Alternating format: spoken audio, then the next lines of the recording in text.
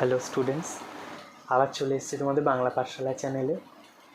আজকে সবারই এই সময় মন খুবই খারাপ, কারণ আমাদের চারপাশে এই আমফান ঝড়ের প্রভাবে করোনার জেরে এতটাই চারিদিকে পরিস্থিতি এখন খারাপ যে প্রত্যেকটা মানুষই খুব কঠিন সময়ের মধ্যে দিয়ে আমরা যাচ্ছি। তা এগুলো সত্ত্বেও সবারই মন কম বেশি খারাপ। তার কারণ কবে যে পৃথিবী আবার সেই আগের মতো সুস্থ হয়ে উঠবে সবার কাছে সেটা বলা যাচ্ছে না এই মুহূর্তে। তাই সব কিছু ছেড়েও তো আমাদের স্বাভাবিক জীবনে আবার ফিরতে হবে, এবং তোমাদের পড়াশুনোও কখনোই বন্ধ থাকবে না। তোমরা বাড়িতে আশা করি পড়ছো, তোমরা সেফ আছো, সকলে আশা করি ভালোই আছো। আজকে ভাবলাম দশম শ্রেণীর পাঠ্য হিসেবে বহুরূপী গল্পটা সম্পর্কে তোমাদের আলোচনা করি, কারণ তোমাদের দশম শ্রেণীতে 2021-এ যারা মাধ্যমিক দেবে তাদের জন্য অবশ্যই জ্ঞানচক্ষু, বহুরূপী আর নদী বিদ্রোহ গল্পটা ইম্পর্ট্যান্ট। তাই সেই হিসেবে আমি ভাবলাম যে আজকে তোমাদের সাথে বহুরূপী গল্পটা সম্পর্কে আলোচনা করি, এবং তার সাথে বহুরূপী গল্পর কিছু শর্ট কোয়েশ্চেন থাকবে, তোমরা অবশ্যই দেখো। তার আগে একটু কবি, লেখকই বলবো অবশ্যই, সুবোধ ঘোষ সম্পর্কে একটু আমরা জেনে নেব। তাহলে চলো জেনে নিই। আমাদের বাংলা কথা সাহিত্যের জগতে সুবোধ ঘোষ এক উজ্জ্বল নক্ষত্র বলা যায়। সুবোধ ঘোষ সম্পর্কে প্রথম একটুখানি আমরা জেনে নিই। বহুরূপী গল্পের লেখক যিনি, বিহারের হাজারিবাগে 1909 সালে তিনি জন্মগ্রহণ করেন। তাদের আদি নিবাস ছিল ঢাকা জেলার বিক্রমপুর বহর গ্রামে। প্রত্নতাত্ত্বিক, পুরাতত্ত্ব, এমনকি সামরিক বিদ্যাতেও তার অসামান্য দক্ষতা ছিল।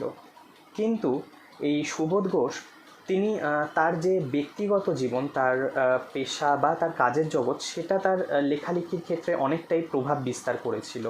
কারণ বিচিত্র পেশার সাথে যুক্ত ছিলেন এই সুবোধ ঘোষ। বস্তিতে কলেরার টিকা দেওয়ার কাজের মধ্যে তার কর্মজীবনের সূত্রপাত হয়। এরপর তিনি সার্কাসের দলে যোগদান করেন, বাসের কন্ডাক্টর হিসেবেও কাজ করেন, মুম্বাইতে ঠিকাদারের অধীনে ঝাড়ুদারেরও কাজ করেছেন, চাও বেকারি শিল্পতেও তিনি ব্যবসা করেছেন। এছাড়া জীবিকার সন্ধানে তিনি সুদূর আফ্রিকায় যান, সেখানে অভ্রকণীর ওভারসিয়ারেরও কাজ করেছেন তিনি। তাই সব মিলিয়ে তার কর্মজীবনটা বেশ ঘাত প্রতিঘাতের মধ্যে দিয়েই চলেছে আমরা বলতে পারি। এছাড়াও তার আমরা যে গল্প বা উপন্যাস দেখি, তিনি তো বিখ্যাত কথা সাহিত্যিক ছিলেন। তার কথা সাহিত্যিকের দিক থেকে তার 157টি গল্প রয়েছে এবং 30টি কাছাকাছি তার উপন্যাস রয়েছে। অযান্ত্রিক ফসল এই গল্পগুলো তার বাংলা সাহিত্যে অসাধারণ আলোড়ন সৃষ্টি করে, যার মধ্যে অযান্ত্রিক গল্পটি বাংলা পরিচালক ঋত্বিক ঘটক সেটা ছবিও তৈরি করেছিলেন, চিত্র পরিচালনা করেছিলেন সেইটা নিয়ে। এছাড়া তার বেশ কিছু থির বিজুরি, যৌতুকগৃহ, তারপর তোমার তিলাঞ্জলি, গঙ্গোত্রী ভালোবাসার গল্প, এই গল্পগুলো তার খুব বিখ্যাত গল্প।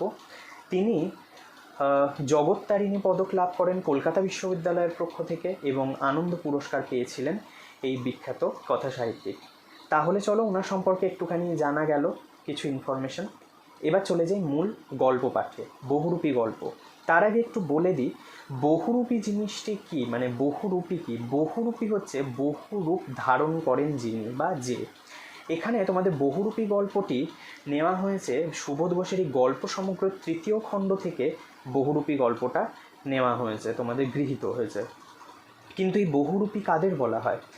আজকে যদি আমরা দেখি তাহলে আমাদের বাংলায় লোক সংস্কৃতি খুব একটা বিখ্যাত জায়গা জুড়ে রয়েছে। তো এই লোক সংস্কৃতিরই একটা অংশ আমরা এই বহুরূপী পেশাটাকে বলতে পারি। কারণ লোক সংস্কৃতি এই কারণে বলা হচ্ছে যে এই বহুরূপী পেশাটা কোথা থেকে এসছে, কিভাবে এটা মানুষ এটার সাথে জড়িত রয়েছে, এই জিনিসগুলো কোনো রুট বা মূল নেই, আমরা সেটা জানতে পারি না। সেই অর্থে দেখতে গেলে এটা সাধারণত বহুরূপী তারাই যারা সাধারণত নিজেদের ইচ্ছা মতো কোনো না কোনো চরিত্রে হয়তো রূপ ধারণ করে বা সেজে মানুষকে আনন্দ দান করাই হচ্ছে এদের কাজ, এবং তার থেকে যেটুকু তারা পারিশ্রমিক হিসেবে পায় বা অর্থ পায় সেটাই হচ্ছে তাদের জীবনের মূল রোজগার। সেই অর্থে আমরা এই বহুরূপী গল্পটির মধ্যে দিয়ে আমরা বহুরূপী জীবনের অনেক ঘাত প্রতিঘাত, তাদের জীবনের যে স্ট্রাগল, তারা কিভাবে জীবন কাটায়, এই জায়গাগুলো অনেকটাই দেখতে পাবো বা বুঝতে পারবো। তার সাথে সাথে বহুরূপী হিসেবে আমাদের এখানে যিনি প্রতিভু হিসেবে গল্পটিতে আমরা যে চরিত্রটিকে দেখতে পাবো তিনি হচ্ছে হরিদা চরিত্র। এই হরিদা চরিত্রটি গল্পটির মধ্যে কিভাবে বাস্তবায়িত হয়ে ফুটে উঠেছে একটি বহুরূপী জীবনকে তুলে ধরতে গিয়ে, মানে সুবোধ ঘোষ ফুটিয়ে তুলেছেন, সেটা আমরা দেখে নেব। তার সাথে সাথে বহুরূপী জীবন যখন আমরা দেখব বুঝতে পারবো তাদের জীবনে প্রচুর ট্র্যাজেডি রয়েছে, দুঃখ রয়েছে এবং তাদের অভাব অনটনের মধ্যে দিয়েই সংসার চালাতে হয়। এই বহুরূপী আসলে এই লৌকিক ধারা হিসেবে বর্তমানে হয়তো খুব কম সংখ্যক, আমরা এখন আর বহুরূপী দেখতেই পাই না। আমরা যখন ছোটোবেলায় হয়তো স্কুল টুলে যেতাম, করতাম শহরে আনাচে কানাচে, তাও দু একজন গ্রামগঞ্জ মফস্বল থেকে হয়তো বহুরূপীরা আসতেন নানান রকম সেজে, শিব ঠাকুর, কালী ঠাকুর বা হয়তো নানা রকম হয়তো কাপালিক, এই ধরনের কিছু না কিছু সেজে দেখতাম রাস্তায় ঘুরে বেড়াতো। কিন্তু বর্তমানের এই বহুরূপী সেভাবে দেখা যায় না কোথাও। তাও গ্রামগঞ্জ বা মফস্বলগুলোতে এখনও কেউ না কেউ এই বহুরূপী পেশাকে অবলম্বন করেই হয়তো জীবনধারণ করে। তাহলে গল্পটা আমরা পড়ি, তাহলে বুঝতে পারবো যে বহুরূপী জীবন বা তাদের পেশাটা কী রকম। তাহলে মানে সেইটার দিক থেকে বা সেইটার ভেতর থেকে গল্পের মধ্যে থেকেই হয়তো আমরা সেই হরিদা চরিত্রকে দিয়েই বুঝতে পারবো যে বহুরূপী জীবনটা কিভাবে কাটে। তাহলে চলো মূল পাঠে চলে যাই। দেখো স্টুডেন্টস, চলে এসেছি বইতে। বহুরূপী গল্পটা সম্পর্কে তাহলে আমরা এবার পাঠটা পড়ে নিই, দেখি বহুরূপী তাদের জীবন কিভাবে চলে, বহুরূপী পেশাটি কী, বা কী রকম তাদের জীবনের ঘাত প্রতিঘাত বা নানান ধরনের জীবনের ছন্দপতন হয়। হরিদা হচ্ছে আমাদের এই গল্পের মূল চরিত্র। হরিদার কাছে আমরা এই গল্প করে বললাম, শুনেছেন হরিদা কী কাণ্ড হয়েছে। এখানে তার তিনজন বন্ধু রয়েছে, যারাই হরিদার ঘরে তাদের দিনরাত্রি যাওয়া আসা বা হরিদার জীবনের সঙ্গে তাদের জীবনটাও কোথাও জড়িয়ে রয়েছে। তাই হরিদাকে তারাই সেখানে বলছে, অর্থাৎ এখানে গল্প কথক হচ্ছে হরিদার একজন বন্ধু, শুরু হচ্ছে তাকে দিয়েই। হরিদার কাছে আমরা এই গল্প করে বললাম, শুনেছেন হরিদা কী কাণ্ড হয়েছে। উনুনের মুখে ফুঁ দিয়ে আর অনেক ধোঁয়া উড়িয়ে দিয়ে হরিদা এইবার আমাদের কথার জবাব দিলেন, না কিছুই শুনিনি। জগদীশবাবু যে কী কাণ্ড করেছেন শোনেননি হরিদা? হরিদা, না রে ভাই, বড় মানুষের কাণ্ডের খবর আমি কেমন করে শুনবো, আমাকে বলবেই বা কে? অর্থাৎ এখানে জগদীশবাবু বলে একজন আছেন, তাদের প্রতিবেশী বলা যেতে পারে বা কাছে থাকেন, যিনি বেশ বিত্তশালী একজন ব্যক্তি। তার বাড়িতে কিছু একটা ঘটেছে এবং সেই ঘটনাই এখানে তার বন্ধুরা বলতে এসছে, সেটা আমরা দেখব। তার আগে একটা জিনিস তোমাদের বলে রাখি, সেটা হচ্ছে তোমরা যখন দেখো মাধ্যমিকে প্রশ্ন এসছে, তোমাদের এই জগদীশবাবু নামটি এখানে একটি আছে, আরেকটি আছে পথের দাবি গল্পতেও জগদীশবাবু আছে, যিনি পুলিশ ইন্সপেক্টর। তা তোমরা এই দুটো জগদীশবাবু যখন পড়বে তখন তাদের রিলেটেড যে কথাগুলো রয়েছে খুব কেয়ারফুলি কিন্তু পড়বে বা ভালো করে পড়বে, যাতে করে তোমাদের সেই পথের দাবি এবং বহুরূপী দুটো জায়গা যে জগদীশবাবু রয়েছে সেটা যেন গুলিয়ে না যায়। 7 দিন হলো এক সন্ন্যাসী এসে জগদীশবাবুর বাড়িতে ছিলেন, খুব উঁচু দরের সন্ন্যাসী, হিমালয়ে গুহাতে থাকেন, সারা বছর শুধু একটি হরিতকি খান, এছাড়া আর কিছুই খান না। সেটা মানে আমাদের চোখে অবশ্যই অসম্ভব, একটি হরিতকি খেয়ে কী করে থাকেন। সন্ন্যাসীর বয়সও 1000 বছরের বেশি বলেই অনেকে মনে করেন, অর্থাৎ এই সন্ন্যাসীর বয়স প্রায় 1000 বছরেরও বেশি। হরিদা, সন্ন্যাসী কি এখনও আছেন? না, চলে গিয়েছেন, আক্ষেপ করেন হরিদা। থাকলে একবার গিয়ে পায়ের ধুলো নিতাম। তার মানে এই সন্ন্যাসী যদি থাকতেন তাহলে হরিদা একবার গিয়ে পায়ের ধুলো নিতেন, কারণ হচ্ছে সে হরিতকি খেয়ে বেঁচে থাকে। তারপরে 1000 বছরেরও বেশি তার বয়স, মানে একদম বাকসিদ্ধ পুরুষ বলা যেতে পারে। সে সাধনা করে এসছে হিমালয় গিরিগুহা থেকে। কিন্তু গল্প বা পুরো বিষয়টিকে আমরা আক্ষরিক অর্থে ঠিকঠাক জানলে এটাই বুঝতে পারবো যে এই হচ্ছে প্রকৃত একজন সেই ভণ্ড সন্ন্যাসী বলে সেই রকম। তার কারণ হচ্ছে তার কোনো মানে মূল যেরকম সন্ন্যাসী চরিত্র হওয়া দরকার সেই চারিত্রিক বৈশিষ্ট্য হয়তো আমরা এই সন্ন্যাসীর মধ্যে কোনো অংশেই দেখতে পাবো না। তা পেতেন না হরিদা। সে ভয়ানক দুর্লভ জিনিস, অর্থাৎ সেই সন্ন্যাসীর পায়ের ধুলো পাওয়া খুবই দুর্লভ জিনিস, অর্থাৎ যা সহজে পাওয়া যায় না। শুধু ওই একা জগদীশবাবু ছাড়া আর কাউকে পায়ের ধুলো নিতে দেননি সন্ন্যাসী। হরিদা, কেন? জগদীশবাবু একজোড়া কাঠের খড়মে সোনার বোল লাগিয়ে সন্ন্যাসীর পায়ের কাছে ধরলেন। তখন বাধ্য হয়ে সন্ন্যাসী পা এগিয়ে দিলেন, নতুন খড়ম পড়লেন ও সেই ফাঁকে জগদীশবাবুর পায়ের ধুলো নিয়েছিলেন। হরিদা, বাহ, এ তো বেশ মজার ব্যাপার। তাহলে এই জায়গাটুকু দেখলেই বোঝা যায় যে সন্ন্যাসী হবে সে তো সব কিছু জীবনের প্রত্যেকটা মায়া মোহ বন্ধন এগুলো থেকে তিনি ত্যাগ করে চলে গেছিলেন। তার সেখানে সোনার বোল লাগানো খড়ম পায়ে দেওয়ার সুবাদেই যখন সে জগদীশবাবু প্রণাম করতে পেরেছেন বা তার পায়ে ধুলো নিতে পেরেছেন, তাহলে এই সন্ন্যাসীর মনের মধ্যে কিন্তু এখনও প্রত্যেকটা জিনিসের প্রতি চাওয়া পাওয়া আকাঙ্ক্ষাগুলো রয়েছে। তাই এখানে আমরা যে প্রকৃত সন্ন্যাসী সেটা একে বলতে পারি না। হরিদা বলছে, বাহ, এ তো বেশ মজার ব্যাপার। হ্যাঁ, তাছাড়া সন্ন্যাসীকে বিদায় দেওয়ার সময় জগদীশবাবু 100 টাকার একটা নোট জোর করে সন্ন্যাসীর ঝোলার ভেতরে ফেলে দিলেন। সন্ন্যাসী হাসলেন আর চলে গেলেন। তার মানে হচ্ছে সন্ন্যাসী অর্থের প্রতিও লালসা রয়েছে, যে জন্যই তিনি সব কিছু মায়ামোহ ত্যাগ করে তা চলে যাওয়ার কথা, কিন্তু সেখানে সে 100 টাকার নোটও নিয়ে যায়। গল্প শুনে খুব গম্ভীর হয়ে গেলেন হরিদা। অনেকক্ষণ চুপ করে রইলেন। আমরা কি বলছি না বলছি সেদিকে হরিদার যেন কান নেই।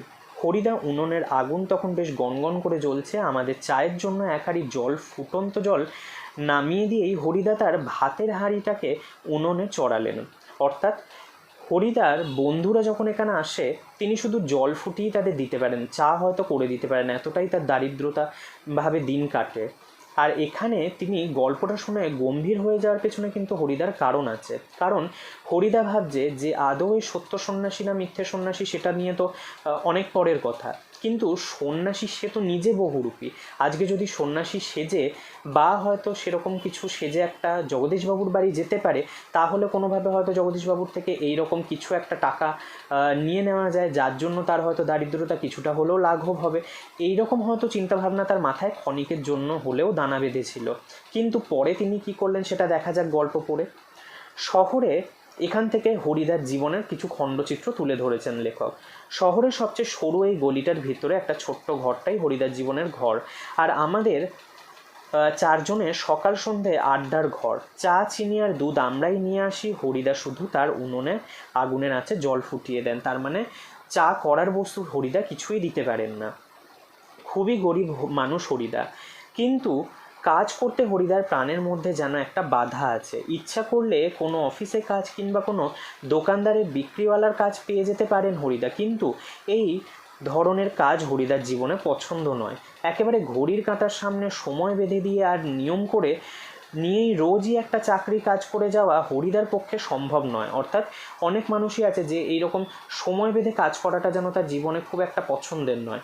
ওই সময় বেঁধে কারোর অধীনে কাজ করে সেই স্বাধীনভাবে তার যেন নিজের ইচ্ছা বা তার শখগুলোকে সে বাস্তব রূপ দিতে পারে না। তাই হরিদার উনুনের হাঁড়িতে অনেক সময় শুধু জল ফোটে, ভাত ফোটে না। মানে এতটাই দরিদ্র, জল ফুটেই হয়তো সারা হয়, সেখানে ভাত করার মতো চাল কেনারও তার সামর্থ্য থাকে না। এই একঘেয়ে অভাবটাকে সহ্য করতে হরিদার আপত্তি নেই, অর্থাৎ এই অভাব হরিদা সহ্য করতেই পারে, কিন্তু একঘেয়ে কাজ করতে ভয়ানক আপত্তি। ওই একঘেয়ে কোনো অফিসে বা কোনো বিক্রিওয়ালার দোকানে কাজ হরিদার করতে মোটেই পছন্দ না। তিনি এই বহুরূপী জীবনকে পেশা হিসেবে নিয়েই তিনি বেশ আনন্দে আছেন, এবং তাতে তার যেটুকুনি ক্ষুধা নিবারণের জন্য অর্থের প্রয়োজন সেইটুকু সে মোটামুটি জোগাড় করে নিতে পারে। হরিদার জীবনে সত্যি একটা নাটকীয় বৈচিত্র্য আছে। এই লাইনটা তুলে তোমাদের 5 নম্বরে বড় প্রশ্ন দেয় যে নাটকীয় বৈচিত্র্যটা কী। আর সেইটাই হরিদার জীবনের পেশা। হরিদা মাঝে মাঝে বহুরূপী সেজে একটু রোজগার করেন, তাতেই তার ভাতের হাঁড়ির দাবি মিটিয়ে দিতে চেষ্টা করেন। অর্থাৎ এই হরিদা মাঝে মাঝে বহুরূপী সেজে বেরোন এবং সেই সাজ দেখিয়ে বা মানুষকে আনন্দ দিয়ে তিনি যেটুকু রোজগার করেন সেটাই তার জীবনে এই ভাতের দাবিটা মেটাতে চেষ্টা করে। মাঝে মাঝে সত্যি উপোস করেন হরিদা। তারপরে একদিন হঠাৎ আবার কোনো সকালে কিংবা সন্ধ্যায় বিচিত্র ছদ্মবেশে বহুরূপ অপরূপ হয়ে পথে বের হয়ে পড়েন। কেউ চিনতে পারে না, যারা চিনতে পারে 1 আধ 2 আনা বকশিস দেয়, যারা চিনতে পারে না তারা হয় কিছু দেয় না কিংবা বিরক্ত হয়ে 2-1 পয়সা দিয়েও দেয়। একদিন চকের বাস স্ট্যান্ডের কাছে ঠিক দুপুরবেলা একটা আতঙ্কের হল্লা বেজে উঠেছিল। এইটা তুলে শর্ট কোয়েশ্চেন দেয় যে কি হল্লা বেজে উঠেছিল। একটা উন্মাদ পাগল, তার মুখ থেকে লালা ঝরে পড়ছে, চোখ দুটো কটকটে লাল, তার কোমরে একটা ছেঁড়া কম্বল জড়ানো, গলায় টিনের কৌটোর একটা মালা। পাগলটা একটা থান ইট তুলে নিয়ে বাসের উপরে বসা যাত্রীদের দিকে তেড়ে যাচ্ছে, চেঁচিয়ে উঠছে। যাত্রীরা 2-1 পয়সা ফেলেও দিচ্ছে। একটু পরই বাসের ড্রাইভার কাশীনাথ ধমক দেয়। এটাও শর্ট কোয়েশ্চেন আসে যে বাসের ড্রাইভারের নাম কি। খুব হয়েছে হরি, এইবার সরে পড়ো, অন্যদিকে যাও। তার মানে বাসের ড্রাইভার যেহেতু প্রতিনিয়ত বা প্রত্যেক দিন দেখে হরিদা এরকম বহুরূপী সেজে মাঝে মাঝে আনন্দ দেয়, বা হয়তো এরকম বিচিত্র নান সাজভঙ্গি করে আর কি মানুষকে ব্যতিব্যস্ত করে তোলে, তাই সে বুঝতে পারাতে তাকে বলেছে সেখান থেকে সরে যাও। হ্যাঁ, এটা একটা বহুরূপী। বাসের যাত্রীরা কেউ হাসে, কেউ বা বেশ বিরক্ত হয়ে, কেউ আবার বেশ বিস্মিত। সত্যিই খুব চমৎকার পাগল সাজতে পেরেছে তো লোকটা। তার মানে তার সাজের মধ্যেও কিন্তু বেশ একটা নৈপুণ্য রয়েছে, মানে সে যে বহুরূপী সাজে মানুষ দেখেও গুণাক্ষরে বুঝতে পারে না যে সে সত্যিই পাগল না কোনো বহুরূপী। অর্থাৎ তার সে পেশাটাকে একদম নিপুণভাবেই কিন্তু মানুষের কাছে ফুটিয়ে তোলে।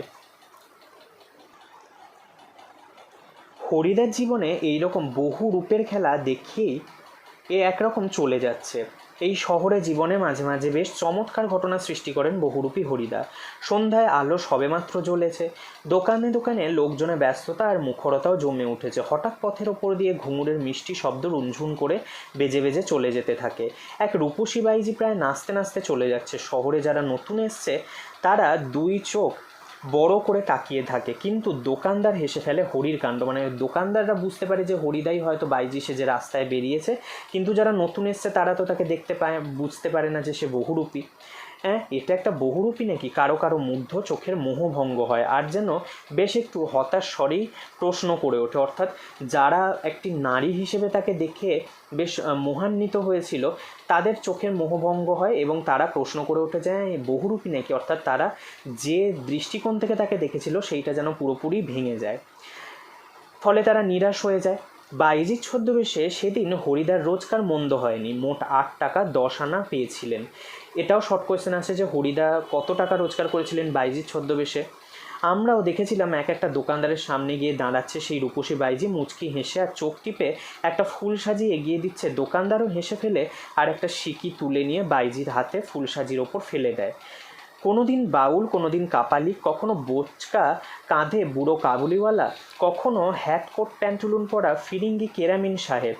একবার পুলিশ সেজে দয়ালবাবুর লিচু বাগানের ভেতর দাঁড়িয়েছিলেন হরিদাস। স্কুলের 4টে ছেলেকে ধরেছিলেন, ভয়ে কেঁদে ফেলেছিল ছেলেগুলো, আর স্কুলের মাস্টার এসে সেই নকল পুলিশের কাছে ক্ষমা চেয়েছিলেন। এবারের মতো মাফ করে দিন ওদের। কিন্তু 8 আনা ঘুষ নিয়ে তারপরে মাস্টারের অনুরোধ রক্ষা করেছিলেন এই নকল পুলিশ হরিদা। অর্থাৎ পুলিশ সেজেও হরিদা যখন এই করেছিলেন, ছেলেগুলিকে ধরেছিলেন লিচুর বাগানে, দয়ালবাবুর লিচু বাগানে, সেখানেও কিন্তু সে 8 টাকা 8 আনা ঘুষ নিয়ে তবে কিন্তু ছেলেগুলিকে রেহাই দিয়েছিলেন মাস্টারমশাইয়ের কাছ থেকে। পরদিন অবশ্য স্কুলের মাস্টারমশাই জানতে বাকি থাকেননি কাকে তিনি 8 আনা ঘুষ দিয়েছেন, কিন্তু মাস্টারমশাই একটু রাগ করেননি, বরং একটু তারিফই করলেন। বা সত্যি খুব চমৎকার পুলিশ সেজেছিল হরি। তার মানে হচ্ছে হরিদা সত্যিই বেশ ভালো পুলিশ সেজেছিল। অর্থাৎ এটাই বোঝা যাচ্ছে যে বহুরূপী হতে পারে, কিন্তু তার সাজ পোশাক আশাকে বা তার চারিত্রিক বৈশিষ্ট্য হিসেবে ফুটিয়ে তুলতে গিয়ে প্রত্যেকটি চরিত্র এত নিপুণভাবে তিনি তুলে ধরতেন যে বহুরূপী হিসেবে কেউই কিন্তু মানে ক্ষণিকের জন্য বুঝতে পারতো না। আজ এখন কিন্তু আমরা ঠিক বুঝতে পারছি না হরিদা এত গম্ভীর হয়ে কী ভাবছেন। যদি তোমাদের দেয় যে তার বিচিত্র নাটকীয় বৈচিত্র্যের কথা, এই জায়গাটা তোমাদের পুরোটাই মোটামুটি নিজের ভাষায় লিখতে হবে। আজ এখন কিন্তু ঠিক বুঝতে পারছি না হরিদা এত, আর তার সাথে এখানে তোমাদের শেষ প্যাসেজে একটা জায়গা আছে যেটা জগদীশবাবু সম্পর্কে বাড়িতে যাবে এবং বৈরাগী সেজে, সেটা আমি পাঠ যখন এগোবো অবশ্যই বলবো। ওই জায়গাটাও খানিকটা তুলে ধরতে হবে ওখানে। আজ এখন কিন্তু আমরা ঠিক বুঝতে পারছি না হরিদা এত গম্ভীর হয়ে কী ভাবছেন। সন্ন্যাসী গল্পটা শুনে কি হরিদার মাথায় নতুন কোনো মতলব ছটফট করে উঠেছে? ঠিকই, আমাদের সন্দেহ মিথ্যে নয়। হরিদা বললেন, আজ তোমাদের একটা জবর খেলা দেখাবো।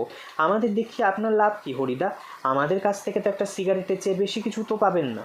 হরিদা, না, ঠিক তোমাদের দেখাবো না, আমি বলছি তোমরা সেখানে থেকো, তাহলে দেখতে পাবে। কোথায়? হরিদা, আজ সন্ধ্যে জগদীশবাবুর বাড়িতে। তার মানে সত্যিই তাই, সেই সন্ন্যাসীর কথা ভেবে হয়তো তার মনেও কোনো কিছু মানে প্ল্যান বা কোনো রকম পরিকল্পনা ঘুরছে। হঠাৎ জগদীশবাবুর বাড়িতে খেলা দেখাবার জন্য আপনার এত উৎসাহ জেগে উঠলো কেন? হরিদা হাসেন, মোটা মতন কিছু আদায় করে নেব। বুঝতেই তো পারছো, পুরো দিনটা রূপ ধরে ঘুরে বেরিয়েও 2-3 টাকার বেশি রোজগার হয় না। একবার বাইজি সেজে অবশ্য কিছু বেশি পাওয়া গিয়েছিল, কিন্তু ওতেই বা কী হবে? ঠিকই বলেছেন হরিদা, সপ্তাহে বড়জোর একটা দিন বহুরূপী সেজে পথে বার হন হরিদা, কিন্তু তাতে 7 দিনের পেট চলবার মতো রোজগার হয় না। হরিদা বলেন, না, এবার তো কাঙালের মতো হাত পেতে বকশিস নেওয়া নয়, এবারে মারি তো হাতি লুঠি তো ভাণ্ডার, অর্থাৎ এটা একটা প্রবাদ। মারবো তো হাতির মতো বেশ বড় সড়ো পশু বধ মারবো, আর না হলে লুট করবো তো বড় ভাণ্ডার লুট করবো, মানে যা আদায় করে নেবো বেশ ভালোই চলে যাবে আর কি। একেবারে যা ঝেলে নেবো মানে হচ্ছে হাতিয়ে নেব, তাতে আমার সারা বছর চলে যাবে। অর্থাৎ হরিদা এরকম একটা মানে পরিকল্পনা করছে, কিন্তু মানুষ হিসেবে তো হরিদা একদম খাঁটি মানুষ।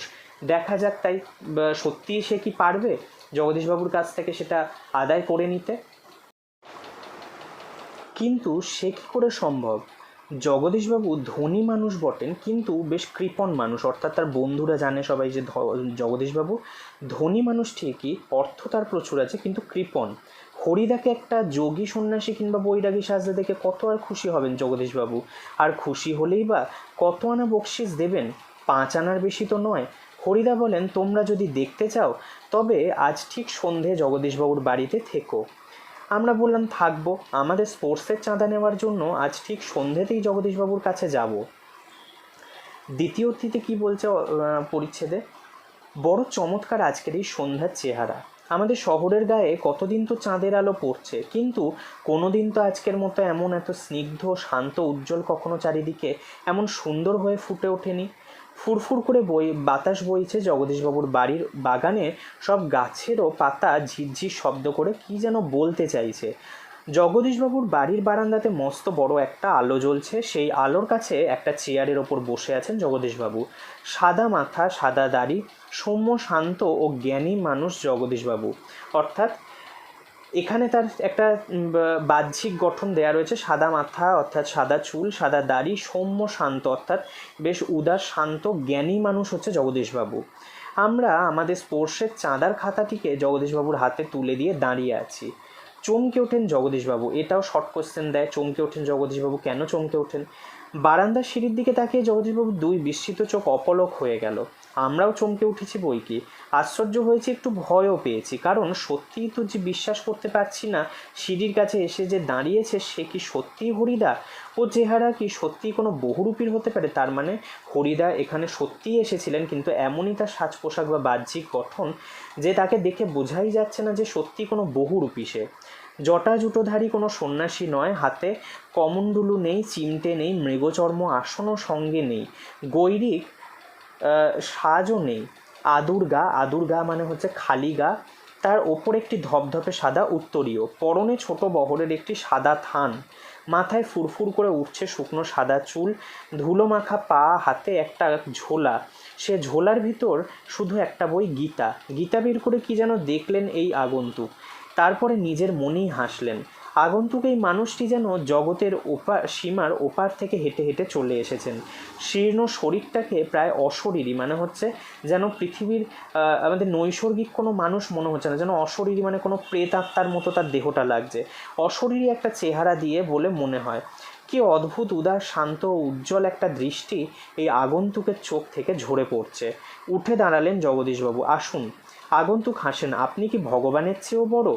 জগদীশবাবু কিছু ভেবে বলেন, কেন কেন আপনি একথা বলছেন? কেন বলছেন মহারাজ? আমি মহারাজ নই, আমি সৃষ্টির মধ্যে এক কণা ধুলি। অর্থাৎ সে নিজেকে একটা নিমিত্ত মাত্র দেখাতে চাইছে এই সন্ন্যাসী বা বিরাগী। কিন্তু আপনি বোধ হয় 11 লক্ষ টাকার সম্পত্তির অহংকারে নিজেকে ভগবানের চেয়েও বড় বলে মনে করেন। অর্থাৎ এখানে ওই হরিদা কোনোভাবে খবর আছে তার যে জগদীশবাবুর প্রায় 11 লক্ষ টাকার সম্পত্তি, এবং সব মিলিয়ে সে আঁচ করে এটাই বলে যাতে করে তার একটা সেই দৈব ক্ষমতা সম্পন্ন তাকে দেখে বলে মনে হয়। তাই ওখানেই দাঁড়িয়ে আছেন, নেমে আসতে পারছেন না। সেই মুহূর্তে সিঁড়ি ধরে নেমে যান জগদীশবাবু। আমার অপরাধ হয়েছে, আপনি রাগ করবেন না। অর্থাৎ তিনি নেমে এসে তাকে সম্ভাষণ জানান। আগন্তুক আবার হাসেন। আমি বিরাগী, রাগ নামে কোনো রিপু নেই। আমাদের যে ষড়রিপু রয়েছে তার মধ্যে রাগ একটি রিপু। তার রাগ যাদের নেই তাকে বলা হয় বিরাগী।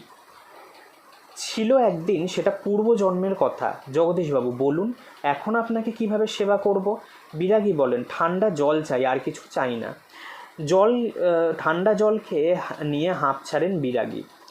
এদিকে ভবতোষ আমার কানের কাছে ফিসফিস করে। ভবতোষ হচ্ছে এই হরিদারই এক বন্ধু। না, না, হরিদা নয়, হতেই পারে না, অসম্ভব। হরিদার গলার স্বর এরকমই নয়।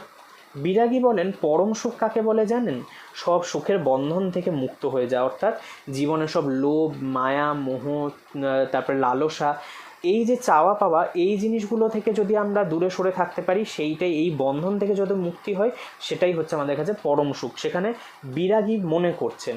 ভবতোষের কানের কাছে মুখ এগিয়ে অনাদি বলে, শুনছো তো, এসব ভাষা কি হরিদার মুখের ভাষা হতে পারে? তার মানে হরিদা বিরাগী চরিত্রটিকে এখানে এতটাই নিপুণভাবে তুলে ধরেছে বহুরূপী হিসেবে, যে কেউই বুঝতে পারছে না যে আদৌ এ হরিদা কিনা। জগদীশবাবু ততক্ষণ সিঁড়ির ওপরে বসে পড়েছেন। বোধহয় বিরাগীর পা স্পর্শ করার জন্য তার হাত দুটো ছটফট করতে শুরু করেছে। জগদীশবাবু বলেন, আমার এখানে কয়েকটা দিন থাকুন বিরাগীজি, আপনার কাছে এটা আমার প্রাণের অনুরোধ। দুই হাত জোর করে বিরাগী মুখের দিকে তাকিয়ে থাকেন জগদীশবাবু। বিরাগী হাসেন। বাইরে খোলা আকাশ থাকতে আর ধরিত্রীর মাটিতে স্থান থাকতে আমি এক বিষয়ের দালান বাড়িতে ঘরে থাকবো কেন বলতে পারেন? অর্থাৎ এই বিষয় আসর সম্পত্তি এই রকম রয়েছে যার, এরকম একটা দালান বাড়িতে জগদীশবাবুর কাছে তিনি কেন থাকবেন? কারণ আজকে এই খোলা আকাশ, ধরিত্রী, মাটি সব কিছুই তো তার ঈশ্বরের মানে ঘর বাড়ির মতো। সেখানে তো সর্বত্রই তিনি ঈশ্বরের নামে বিরাজ করতে পারেন। তার এত বড় পৃথিবীতে এত জায়গা থাকতে তিনি একজনের বাড়িতে কেন থাকবেন? বিরাগীজি, জগদীশবাবুর গলার স্বরে আবেদন করুণ হয়ে ছলছল করে, অর্থাৎ বিরাগীজির কোথাও একটু কষ্ট, মানে এটা দেখে জগদীশবাবুর মনে কষ্ট হয়েছে।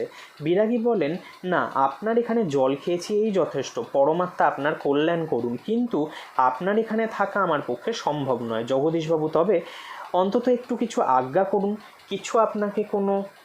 বিরাগী, না না, আমি যার কাছে পড়ে আছি, যার কাছে বলতে এখানে ঈশ্বরের কথা বলছে, যে ঈশ্বরের কাছে পড়ে আছি তিনি আপনার চেয়ে কিছু কম নয়, কাজেই আপনার কাছে আমার তো কিছু চাইবার দরকার হয় না।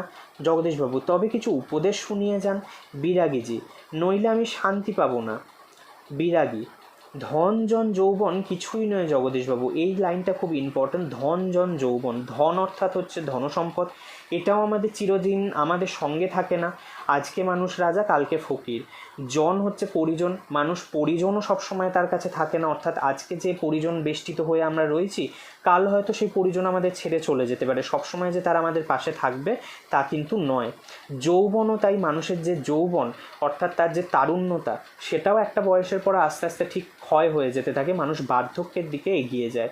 তাই এগুলো মানুষের এক একটা সুন্দর, ওগুলো হলো সুন্দর সুন্দর এক একটা বঞ্চনা, মানে মানুষকে কখন যে ঠকিয়ে তার জায়গাটা সে নিয়ে নেবে কেউ বুঝতে পারে না। এই তিনটিই হচ্ছে মানুষের সঙ্গে ছলনাকারী। মনে প্রাণে সব আকাঙ্ক্ষা নিয়েই শুধু এই একজনের আপন হতে চেষ্টা করুন, যাকে পেলে, অর্থাৎ ঈশ্বর, যাকে পেলেই সৃষ্টির সব ঐশ্বর্য পাওয়া হয়ে যায়। আচ্ছা, আমি চলি। জগদীশবাবু বলেন, আপনি একটা মিনিট থাকুন বিরাগীজি। সিঁড়ির ওপরে অচঞ্চল হয়ে একটা মিনিট দাঁড়িয়ে রইলেন বিরাগী। আজকে চাঁদের আলোর চেয়েও স্নিগ্ধ হয়ে এক জ্যোৎস্না যেন বিরাগীর চোখ থেকে ঝরে পড়ছে। ভবতোষ ফিসফিস করে, না না, ওই চোখ কি হরিদার চোখ হতে পারে? অসম্ভব। জগদীশবাবু হাতে একটা থলি, থলির ভিতরে নোটের তারা। বিরাগীর পায়ের কাছে থলিটা রেখে দিয়ে ব্যাকুল স্বরে প্রার্থনা করেন জগদীশবাবু, এই প্রণামী, এই সামান্য 1 টাকা গ্রহণ করে আমাকে শান্তি দান করুন বিরাগীজি। আপনার তীর্থ ভ্রমণের জন্য এই টাকা আমি দিলাম। বিরাগী হাসেন। আমার বুকের ভেতরেই যে সব তীর্থ, অর্থাৎ ঈশ্বরের বাস তো তার বুকের ভেতরে, তার তো আলাদা করে অর্থ নিয়ে কোথাও তীর্থ করতে যাই, মানে গিয়ে ঈশ্বরের দর্শন করার তো দরকার নেই, ভ্রমণ করে দেখবার তো কোনো দরকার হয় না। জগদীশবাবু, আমার অনুরোধ বিরাগীজি। বিরাগী বলেন, আমি যেমন অনায়াসে ধুলো মারিয়ে চলে যেতে পারি, অর্থাৎ ধুলো পাড়িয়ে চলে যেতে পারি, তেমনই অনায়াসে সোনাও মারিয়ে চলে যেতে পারি। অর্থাৎ বিরাগীর কাছে এই সোনা, ধুলো আর সোনা তার কাছে একই স্বরূপ, অর্থাৎ কোনোটাই তার কোনো লোভ, লালসা এসব কিচ্ছু নেই। যেটা আমরা অরিজিনালি কিন্তু একটি বিরাগী বা সন্ন্যাসীর চরিত্রের মধ্যে সেটাই কিন্তু বুঝতে পারি, যে তারা হচ্ছে সব মোহ, মায়া, বন্ধন, লোভ, লালসা এগুলোর অনেক দূরে, এগুলোর তাদের ধরাছোঁয়ার বাইরে। তাই সেই জায়গায় এর আগে যে সন্ন্যাসী জগদীশবাবুর কাছে এসেছিলেন, সে হয়তো সত্যিই কোনো ভণ্ড সন্ন্যাসী বা এই লোভেই তার আসা তার কাছে, কিন্তু আজকে বিরাগী হয়ে তিনি কি করলেন, বলতে বলতে সিঁড়ি থেকে নেমে গেলেন বিরাগী, অর্থাৎ এই হরিদা, যিনি কিন্তু সত্যি করে বিরাগী নন, যে তার মানসিক সেই রকমই গঠন হবে, সে কিন্তু একজন বহুরূপী। 101 টাকার থলি সিঁড়ির ওপরেই পড়ে রইল, সেদিকে ভুলেও একবার তাকালেন না বিরাগী। 3 নম্বর পরিচ্ছেদে বলছে, কি করছেন হরিদা, কি হলো? কই, আজ যে বলেছিলেন জবর খেলা দেখাবেন, সে কথা কি ভুলেই গেলেন? আজকে সন্ধ্যাটা ঘরে বসেই কাটিয়ে দিলেন কেন? বলতে বলতে আমরা সবাই হরিদার ঘরের ভেতর ঢুকলাম। হরিদার উনুনের আগুন তখন বেশ গনগন করে জ্বলছে, উনুনের ওপর হাঁড়িতে চাল ফুটছে, আর একটা বিড়ি ধরিয়ে নিয়ে হরিদা চুপ করে বসে আছেন। আমাদের দেখতে পেয়েই লজ্জিতভাবে হাসলেন। কি আশ্চর্য, চমকে ওঠেন ভবতোষ। হরিদা, আপনি তাহলে সত্যি বের হয়েছিলেন, আপনিই বিরাগী? হরিদা হাসেন, হ্যাঁ রে ভাই। তার মানে কি আমরা এটাই বুঝতে পারি যে বিরাগী সে যে সত্যিই গেছিলেন ঠিকই হরিদা, কিন্তু সে একজন বহুরূপী, সে তার পেশা বা তার যে জীবিকা, সেই বহুরূপী সত্তাকে সে কীভাবে ছোট করে। তাই আজকে বহুরূপী সেজে তো সে লোক ঠকাতে পারবে না, তাই সে চোখের সামনে 101 টাকার নোটের থলি দেখেও সে কিন্তু সেটা ফেলে রেখেই জগদীশবাবুর বাড়ি থেকে চলে আসে। ওই তো সেই সাদা উত্তরীয় পড়ে আছে মাদুরের ওপর, আর সেই ঝোলাটা, আর সেই গীতা। অনাদি বলে, এটা কি কাণ্ড করলেন হরিদা? জগদীশবাবু তো এখানে 100 টাকা হবে, 100 টাকা সাধলেন, অথচ আপনি একেবারে খাঁটি সন্ন্যাসীর মতো সব তুচ্ছ করে সরে পড়লেন। হরিদা, কি করব বল, ইচ্ছে হলো না। শত হোক ভবতোষ। কি হরিদা, শত হোক একজন বিরাগী সন্ন্যাসী হয়ে টাকা ফাঁকা কি করে স্পর্শ করি বল? তাতে যে আমার ঢং নষ্ট হয়ে যায়। অর্থাৎ ঢং বলতে আমরা সাধারণত একটা কথা জানি, সংসেজে ঢং করা। সংসেজে ঢং তো এখানে হরিদা করছেন না, কারণ যাত্রাপালায় আমরা সেগুলো দেখি, কিন্তু সে কোথাও যেন তার বহুরূপী সত্তাটাকে ছোট করতে চায় না। তাই বহুরূপী সে যে আজকে যে সে মানুষকে আনন্দ দেয়, তাতেই যে তার ওই হয়তো 2-3 টাকা রোজগার হয়, সেইটাই তার কাছে অনেক বড় ব্যাপার। সে আজকে মানুষকে ঠকাতে পারবে না, কারণ আজকে একদিন ঠকাবে, 2 দিন ঠকাবে, কিন্তু যখন এরকম মানুষ ঠকাতে ঠকাতে মানুষ বুঝতে পারবে, তখন হয়তো তার এই বহুরূপী পেশাটাকেও কেউ একটি মানে ঠকানো হিসেবেই তাকে দেখবে, একজন ঠকবাজ হিসেবে। তখন তো তার বহুরূপী সত্তার যে একটি পেশার প্রতি তার যে একনিষ্ঠতা বা সততা, সেই জিনিসটা হয়তো কেউ দেখবেই না। তাই আজকে বহুরূপী সেজে সে বহুরূপী সত্তাকেই বেশি করে প্রাধান্য দিয়েছে, সে কিন্তু লোক ঠকিয়ে আসতে পারেনি। কারণ জগদীশবাবু ঘুণাক্ষরেও কিন্তু বুঝতে পারেননি যে সে হরিদা না একজন সত্যিকারে বিরাগী। তাই বলছেন হরিদা, তাই ঢং নষ্ট হয়ে যায়। কি অদ্ভুত কথা বললেন হরিদা। হরিদার এ কথার সঙ্গে তর্ক চলে না, আর বুঝতে অসুবিধা নেই। হরিদা জীবনে ভাতের হাঁড়ির মাঝে মাঝে শুধু জল ফুটিয়ে সারা হবে, অর্থাৎ এই দারিদ্রতা তার জীবনে কখনোই মিটবে না যদি তিনি এতটাই সৎ থাকেন। অদৃষ্ট কখনো হরিদার এই ভুল ক্ষমা করবেন না। এখানেও প্রশ্ন আসে, শর্ট কোশ্চেন, কোন ভুলের কথা বলা হয়েছে? অনাদি বলে, কিন্তু আপনি কি জগদীশবাবুর কাছে গিয়ে আর কখনো চেঁচিয়ে হেসে ওঠেন? হরিদা, যাবই তো, না গিয়ে উপায় কি? গিয়ে অন্তত বকশিসটা তো দাবি করতে হবে। বকশিস, চেঁচিয়ে ওঠে ভবতোষ, সেটা তো বড় জোর 8 আনা কিংবা 10 আনা। হরিদা বিড়ি মুখে দিয়ে লজ্জিতভাবে হাসেন। কি আর করা যাবে বল, খাঁটি মানুষ তো নয়। এই মানে খাঁটি মানুষ বলতে ব্যঙ্গ করেই বলে যে মানুষ তো আর খাঁটি না, আমার এই বহুরূপী পেশাকে নিয়ে আমি চলছি। তাই এই বহুরূপী জীবনের বেশি আর কি আশা করতে পারে, অর্থাৎ এই বহুরূপী জীবন এর থেকে বেশি আশা করতে পারে না। বহুরূপী জীবন পেশা হিসেবে সে হয়তো ওই বকশিসটুকু আশা করে, এবং যেটার থেকেই তার দিন গুজরান হবে, তাতে দারিদ্রতা থাক, সেটাই সে মানতে রাজি আছে। কিন্তু লোক ঠকিয়ে বা মানুষকে মানুষের চোখে ধুলো দিয়ে কোনো রকম অর্থ রোজগার করা তার পক্ষে সম্ভব নয়। এইভাবেই হয়তো বহুরূপী তার আমরা হরিদার জীবনে দেখলাম যে দারিদ্রতাটাও রয়েছে, তার সাথে সাথে সে কিন্তু খুব সৎ একজন মানুষ, সে কিন্তু মানুষকে ঠকিয়ে পয়সা রোজগার করতে চায় না। তাহলে স্টুডেন্টস দেখে নিলে বহুরূপী সুবোধ ঘোষের লেখা বহুরূপী গল্পটির মধ্যে বহুরূপীদের জীবন কীরকম হয়। তারা হয়তো নানান রকম সেজে মানুষকে আনন্দ দান করে, তাতে তাদের যেটুকুনি রোজগার হয় সেইটাই তারা তাদের জীবনের অভাবের দাবিটা মিটিয়ে নিতে চেষ্টা করে। কিন্তু কোথাও যেন আমরা যে বহুরূপী, এটা আমাদের মাথাতে চিন্তায় আসতেই পারে যে বহুরূপী তো সাজ, বহুরূপী সেজে হয়তো সে মানুষকে নানানভাবে ঠকিয়ে বা নানান রূপ ধারণ করে মানুষের কাছে গিয়ে অর্থ হয়তো রোজগার করতেই পারে। কিন্তু কোথাও যেন এই ধারণাটা আমাদের একটু ভেঙে যায় এই গল্পটা পড়লে, যে হরিদার মতো যে সৎ বহুরূপীরা আমাদের এখানে গ্রামে গঞ্জে মফস্বলে রয়েছে, তারা হয়তো তাদের জীবনের এই দাবিটাকে মেটাবার জন্য বা এই পেশাটাকে সম্মান করেই তারা এখনও এটাকে ধরে রেখে দিয়েছে, এই বহুরূপী পেশাটাকে। তারা হয়তো কখনো লোক ঠকায় না। তাই আজকে আমরা এই হরিদার চরিত্রের মধ্যে দিয়েই হয়তো সেটা দেখতে পাই। তো তোমরা এখানে বড় প্রশ্ন হিসেবে অবশ্যই বহুরূপী গল্পের নামকরণ করবে, হরিদার চরিত্রটা ভালো করে করবে, যে সে সৎ, তারপর তার একনিষ্ঠতা কাজের প্রতি, এবং সে নানান বিচিত্র রূপ ধারণ করে মানুষকে যে আনন্দ দান করে, তার চরিত্রের অনেক দিকই আমরা এখানে দেখতে পেয়েছি। এছাড়া তোমাদের এই গল্প থেকে যে যে ধরনের ইম্পর্ট্যান্ট প্রশ্নগুলো, শর্ট কোয়েশ্চেনগুলো তোমাদের দিয়ে থাকে, সেগুলো গল্প অবলম্বনে আমার শেষে পেজে দেওয়া রইলো, তোমরা অবশ্যই দেখো এবং সেটা বাড়িতে প্র্যাকটিস করো। তার সাথে এটাই বলবো, গল্পটা প্রথম থেকে শেষ অবধি খুব ভালো করে পড়ো, কারণ তোমাদের 2021-এর মাধ্যমিক পরীক্ষার জন্য এটা খুবই ইম্পর্ট্যান্ট গল্পটা। আর তার সাথে গল্পটা ভালো করে পড়ো, মাথায় রাখো, এবং তার সাথে সাথে বহুরূপী সম্পর্কে একটা স্বচ্ছ ধারণা নিয়ে নাও। আজকে তাহলে এতটুকুই। তোমরা প্রশ্নগুলো অবশ্যই দেখো। আমার চ্যানেলটা যারা নতুন দেখছো তারা অবশ্যই সাবস্ক্রাইব করো, সাথে এভাবেই থেকো। লাইক, শেয়ার, কমেন্ট করতে ভুলো না, বেল আইকনটা প্রেস করে রেখো নেক্সট ভিডিও আপলোড করলে যাতে তোমরা সেটা পাও। তার সাথে সাথে সাবধানে থেকো এবং পড়াশুনোটা ঠিকঠাক করে চালিয়ে যাও। আজকে এতটাই, ভালো থেকো, থ্যাংক ইউ।